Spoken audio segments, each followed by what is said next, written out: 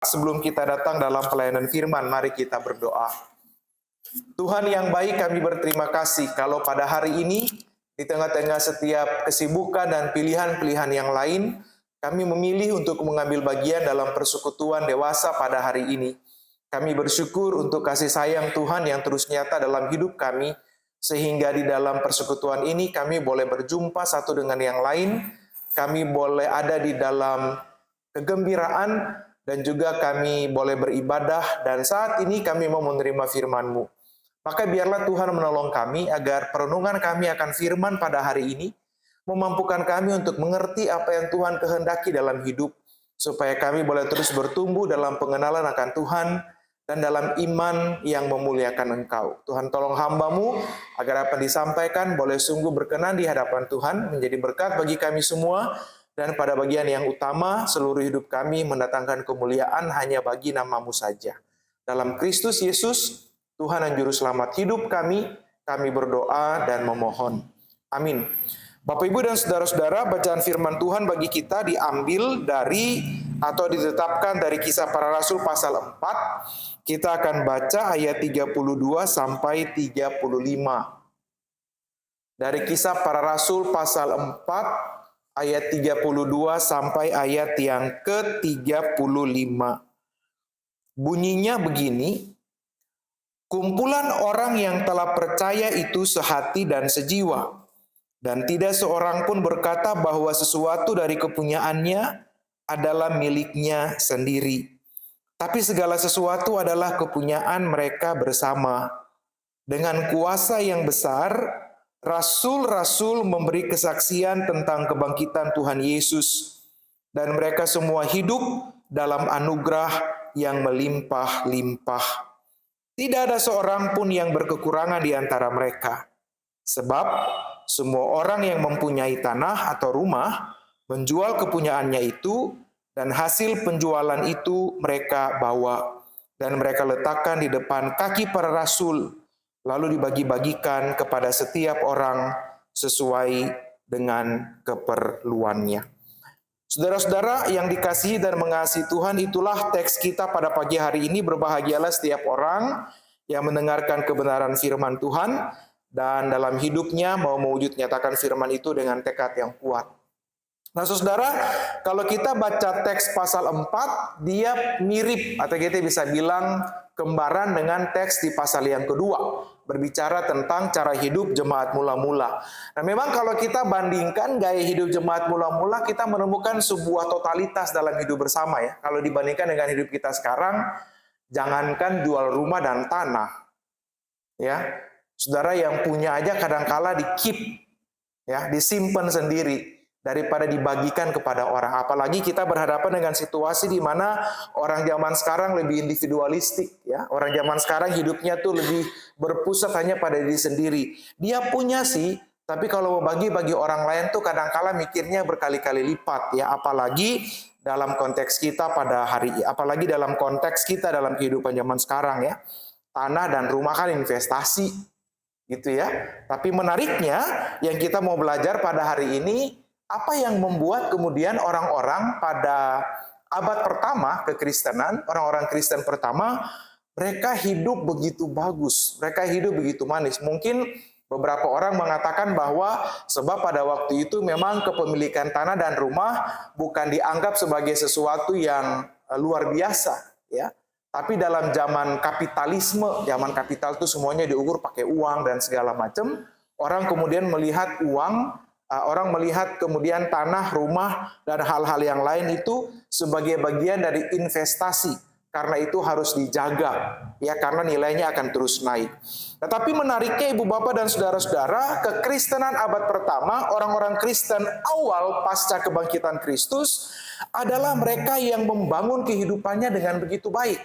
Mereka melihat bahwa kehidupan di dalam persekutuan itu jauh lebih utama dan jauh lebih penting daripada hanya memikirkan dirinya sendiri. Nah, memang kita menemukan ada sebuah suasana psikologi yang menarik dari kekristenan abad pertama, karena kan orang-orang ini, kita perlu tahu dulu bahwa kekristenan itu pada awal-awal abad pertama tuh masih dianggap sebagai sekte, ya. Jangan dipikir bahwa kekristenan kayak sekarang yang sebagai sebuah agama yang besar ya, yang kemudian kalau kita lihat dalam pemikiran yang lebih utuh di Eropa misalnya itu diterima dengan luar biasa. Enggak. Kekristenan itu dia baru mendapatkan tempat yang luas dan kekuasaan penuh itu pasca Konstantin Kaisar Roma jadi Kristen. Ya, karena itu kekristenan dapat tempat yang luar biasa, persebarannya juga menjadi begitu luar biasa. Tapi pada abad-abad pertama, kekristenan tuh nggak gampang. Mengapa? Karena kekristenan itu cuma sebuah sekte, belum jadi agama. Masih dianggap dalam tanda petik sebagai sebuah sekte atau sebuah aliran yang begitu kecil, yang baru. Tapi menariknya, aliran ini bukan sembarang aliran. Mengapa? Karena dia berbasis pada pengalaman bersama dengan Kristus. Jadi kita bayangkan sekelompok orang yang baru percaya pada Kristus dan telah mengalami kuasa kebangkitan Kristus, mereka mulai membangun hidup bersama dalam persekutuan. Jadi mereka mulai belajar untuk membangun hidup persekutuan, melepaskan diri dari ikatan-ikatan personal atau individualistik. Mereka belajar menjadi orang-orang yang kemudian melihat bahwa identitas pribadi saya itu tidak akan berarti tanpa identitas kelompok. Ya. Identitas saya kalau bicara dalam konteks persekutuan, saya nggak bisa hidup sendiri. Apalagi di zaman di mana mereka begitu sukar untuk membangun kehidupan beriman. Maka penting mereka tetap ada dalam kelompok pada waktu itu. Ya. Sehingga pada akhirnya dengan memahami bahwa dalam hidup persekutuan, dalam hidup beriman, saya nggak bisa lepas dari persekutuan, saya nggak bisa hidup sendiri untuk membangun kehidupan beriman, saya membutuhkan kelompok, komunal, persekutuan, maka mereka kemudian merasa bahwa saya terikat terhadap kamu dan kamu terikat kepada dia. Mungkin filosof terkenal namanya Immanuel Levinas, dia mengatakan ini adalah tanggung jawab sosial kalau pakai bahasa sosiologi gitu ya. Ini adalah tanggung jawab sosial, etika hidup bersama. Makanya Levinas mengatakan sesama adalah aku yang lain. Karena itu kehidupan orang lain itu menjadi bagian dari tanggung jawabku. Saya bertanggung jawab bahkan sampai dia mati, kata Levinas. Karena itu kalau saya berbuat baik kepada orang lain, itu bukan kepada dia saya berbuat baik, tapi kepada saya. Kalau saya berbuat jahat kepada orang lain, bukan kepada dia saya berbuat, tapi kepada saya. Yesus mengajarkan lebih tinggi daripada itu. Dan apapun juga yang kamu lakukan, bagi salah satu yang paling hina ini, kamu melakukannya untuk aku. Jadi kalau Levinas batasannya hanya kepada sesama manusia, maka Yesus mengangkat itu, bahkan lebih jauh pengajarannya, lebih tinggi. Bahwa semua yang saya lakukan bukan untuk kamu atau untuk saya, tapi yang saya lakukan adalah untuk Tuhan. Oleh karena itu level tanggung jawabnya jauh lebih mendasar. Nah dalam cara pikir seperti itu Bapak Ibu dan Saudara, orang-orang abad pertama, kekristenan abad pertama mulai membangun kehidupan berimannya. Karena itu tema kita pada hari ini adalah hidup di dalam kasih karunia. Apa itu kasih karunia? Kasih karunia itu dia diambil dari kata Yunani karis. Ya, artinya karunia, anugerah, grace. Apa itu karunia? Apa itu anugerah? Anugerah itu sesuatu yang saudara dan saya tidak layak untuk dapat, tapi kepada kita dikasih. Itu anugerah. Ya, kalau gaji bukan anugerah. Mengapa? Karena kita layak dapat. Karena kita kerja. Kan coba tanya anak-anak yang bekerja, waktu mereka dapat gaji, ada nggak bosnya bilang itu anugerah sudah ditransfer ke rekening? Nggak ada. Ya, mengapa? Karena itu mereka layak, mereka berhak mendapatnya karena mereka bekerja. Tapi berbeda dengan anugerah. Sesuatu yang saudara dan saya tidak layak dapat, tapi kepada kita Tuhan kasih. Itu anugerah. Ya. Nah, jadi karena itu menariknya juga yang kedua, maka kata kasih karunia atau anugerah tadi dia berasakan dari kata karis, ya. Itu bentukan karis adalah kara, sukacita. Jadi orang yang hidup dalam kasih karunia, orang yang hidup dalam anugerah, itu dia juga hidup di dalam sukacita ilahi. Karena itu, yang paling penting bukan hal-hal yang ada di sekitar kita, bukan hal-hal yang kita punya, bukan hal-hal yang kita miliki. Tapi orang yang hidup dalam kasih karunia, yang paling utama adalah tentang bagaimana dia dengan Allah. Bagaimana kebergantungannya kepada Allah. Boleh jadi pemahaman inilah yang memungkinkan orang-orang Kristen abad pertama hidup dalam cara seperti yang kita baca pada hari ini. Mereka tidak bergantung pada pemilikan materi dalam dunia. Karena bagi mereka pengenalan akan Kristus yang bangkit itu jauh lebih utama. Karena bagi mereka mungkin pada waktu itu mereka berpikir semua yang mereka punya kan juga nggak akan dibawa mati. Dan mungkin pada waktu itu kan hal-hal yang berkaitan dengan materialisme, kapitalisme mungkin belum separah sekarang. Tapi yang paling utama adalah basis kehidupannya adalah ditaruh di dalam kasih karunia Tuhan. Oleh sebab itu dikatakan di dalam teks kita tadi, mereka semua hidup dalam anugerah yang melimpah-limpah. Ya. Mungkin melimpah-limpah ini bukan dalam arti bahwa mereka kemudian kaya raya dalam konsep kita, punya jet pribadi, punya uang 271 triliun, ya, bukan, ya. Tapi mungkin ingat ya, melimpah-limpah dalam anugerah tuh dia berkaitan dengan tadi ya, kasih karunia, sukacita atau kegembiraan. Maka sekalipun mereka punya cukup untuk mereka hidup pada saat itu, tapi bagi mereka itu membuat mereka betul-betul berlimpah dalam anugerah, dalam sukacita. Walaupun mereka punya sedikit, tapi mereka betul-betul bergembira. Bahkan mereka mau untuk terus melakukan yang lebih lagi. Ingat kan jemaat di Makedonia waktu Paulus bilang, jemaatnya kecil, jemaatnya susah, tapi mereka mendesak untuk membantu orang-orang di Yerusalem yang butuh. Itu hidup dalam kasih karunia. Itu hidup di dalam kelimpahan. Jadi berlimpah-limpah ini bukan soal nominal, besar kecil, banyak sedikit, bukan. Tapi tentang kualitas kelimpahan rasa syukur yang lahir dari dalam diri, yang tidak mengukur hal-hal yang ada pada kita dengan ukuran-ukuran materi. Soalnya kalau pakai ukuran-ukuran materi dunia pada zaman sekarang, orang nggak akan mau hidup dalam memberi, karena matematikanya kuat. Kalau saya punya 2, saya kasih 1 ke orang, punya saya berkurang.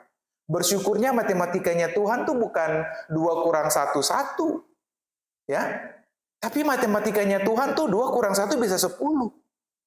Mengapa? Karena Alkitab juga mengatakan kepada kita, berbahagialah orang yang murah hatinya, karena dia akan beroleh kemurahan. Kemurahannya tuh boleh jadi bukan berkatnya bertambah-tambah secara materi, enggak. Boleh jadi karena dia berlimpah syukur, dia makin sehat, dia makin happy, dia nggak stresan orangnya, ya, dan memandang hanya kepada kasih karunia Tuhan yang memberikan kehidupan. Nah, karena itu saudara-saudara yang dikasihi dan mengasihi Tuhan, firman Tuhan pada hari ini sebenarnya mau menolong kita satu sebenarnya.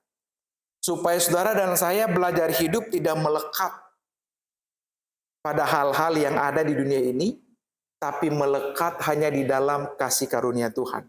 Melekat hanya kepada Tuhan. Persoalan kita adalah zaman sekarang orang hidup tuh melekat pada dunia, melekat pada apa yang dia punya tuh lebih hebat.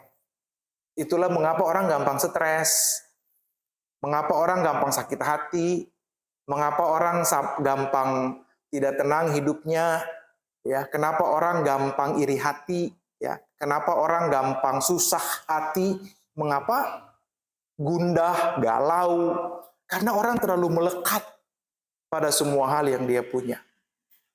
Ya. Anak-anak muda zaman sekarang jangankan hilang, lupa aja HP-nya di rumah, stres dia. Ya.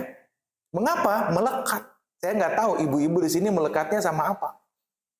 Apa coba melekatnya? Paling melekat sama apa? Yang kalau dia nggak ada tuh kayak susah, menderita, frustrasi. Oh, melekat sama cucu. Oh, kalau cucu pulang sekolah telat udah stres ya, mikirnya macam-macam. Nah, jangan melekat sama cucu. Apalagi?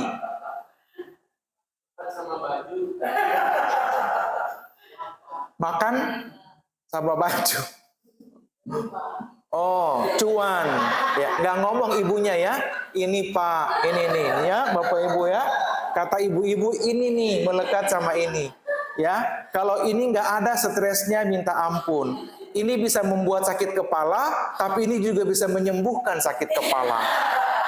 Gitu ya. Begitu stres tiba-tiba ya ditampar sama segini segepok langsung pusingnya hilang, begitu saudara ya. Ya betul juga ya, dalam sisi tertentu kadangkala kalau orang bilang uang nggak bisa beli segalanya, tapi banyak hal bisa dibeli pakai uang gitu ya. Tapi kita mau belajar lihat begini. Kalau tadi karena disebutin begini ya, ini apa? Sarangeo atau apa ini ya? Ini sarangeo, tapi kalau digoyang-goyang jadi cuan. Ya, hati-hati ya Bapak. Kalau dia diam, dia jadi cinta kasih. Tapi kalau dia bergetar, jadinya uang gitu ya. Nah, saya mau ajak kita begini. Kita tidak munafik bahwa manusia butuh uang. Ya, ada orang belakangan bilang begini, tidak semua hal bisa dibeli dengan uang. Kebahagiaan nggak bisa dibeli dengan uang. Tapi kelompok lain mengatakan kata siapa? Ya, kalau saya punya uang, saya membagi atau saya membantu orang lain, dia bahagia, saya bahagia. Konon katanya begitu, tapi belum tentu juga. Ya, belum tentu juga. Itu sesuatu yang bisa diperdebatkan. Tapi saya mau bilang begini, bahwa uang itu sesuatu yang betul kita butuh. Tapi jangan jadikan uang sebagai orientasi dan tujuan hidup. Ini yang salah. Kalau kita jadikan uang sebagai orientasi dan tujuan hidup, stres kita. Gak ada pemasukan, uring-uringan. Ya, mikirnya uangnya habis melulu. Tapi kalau uang itu kita lihat sebagai sebuah sarana, ya, bukan tujuan, kita akan lebih dimampukan untuk menjalani itu. Mengapa? Karena kalau fokusnya kepada uang, nanti cara berpikir kita itu fokusnya hanya kepada apa yang kita nggak punya. Ya, lalu begitu tetangga mulai beli kulkas baru, waduh, enak benar hidupnya. Tetangga ganti motor, waduh, keren banget, pakai baju baru. Ini orang kok pergi-pergi pakai baju bagus melulu, ya, pergi liburan, healing gitu ya. Kita mengatakan enak banget, terus kita mulai nanya, kerjanya apa ya? Perasaan kayaknya dia nggak kerja. Lalu kayak di Depok gitu ya, nuduh orang babi ngepet. Padahal orangnya kerja di dunia IT, jadi nggak perlu pergi-pergi dari rumahnya bisa kerja. Nah, ini menjadi penting Bapak Ibu dan saudara-saudara, kita belajar bergantung bukan kepada hal-hal yang duniawi tadi. Betul kita butuh, tapi jangan jadikan itu sebagai tujuan. Makanya ada orang mengatakan uang itu perlu, tapi tidak penting. Dalam arti dia menjadi sarana dan bukan tujuan. Itu kira-kira menjadi basis kita untuk belajar. Dan pada akhirnya kan saudara dan saya dengan tema kita pada hari ini kan kita mau belajar dan menemukan serta melihat bahwa segala sesuatu yang kita dapat lakukan dan hidup sampai saat ini kan semata hanya karena anugerah. Saudara punya uang banyak, kena stroke ngapain? Iya kan? Punya uang banyak tapi kemudian sakit-sakitan buat apa? Saya punya cerita nyata. Dulu waktu saya belajar di kuliah dulu di Salatiga, saya punya dosen pastoral itu adalah presidennya Mennonite Church, gereja Mennonite, dia orang GKMI. Lalu dia cerita, dia punya jemaat dulu waktu dia masih belajar, waktu dia baru-baru masih pegang jemaat, dia punya jemaat itu orang kaya, pengusaha rokok, gak usah disebutin, ya. Tetapi opa ini perjalanan terjauhnya adalah ke pekarangan rumah, karena di kursi roda. Makanan terenak yang dia bisa makan adalah susu dan regal. Uangnya gak ada seri.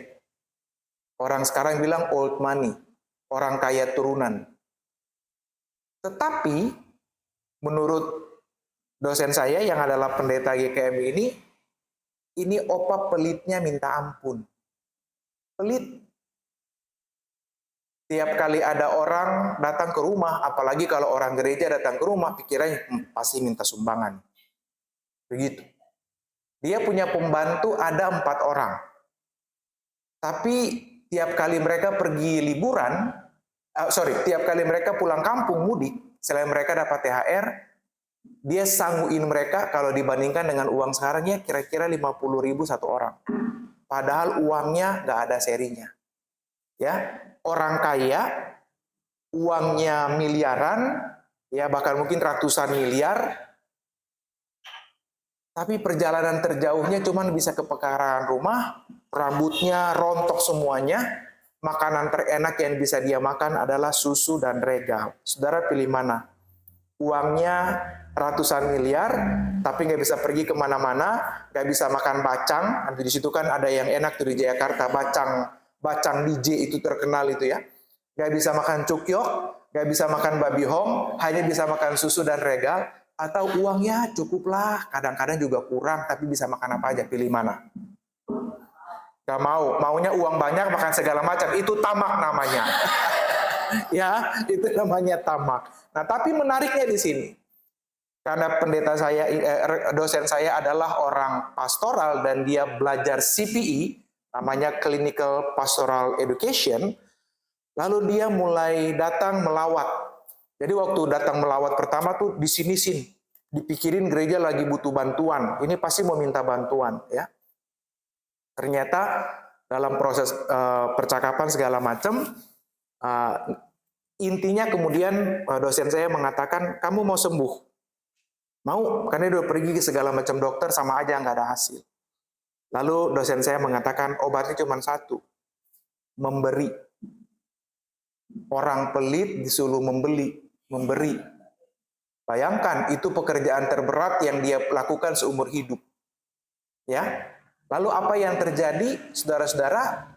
Begitu dosen saya pulang, dia jadi gusar, tidak tenang.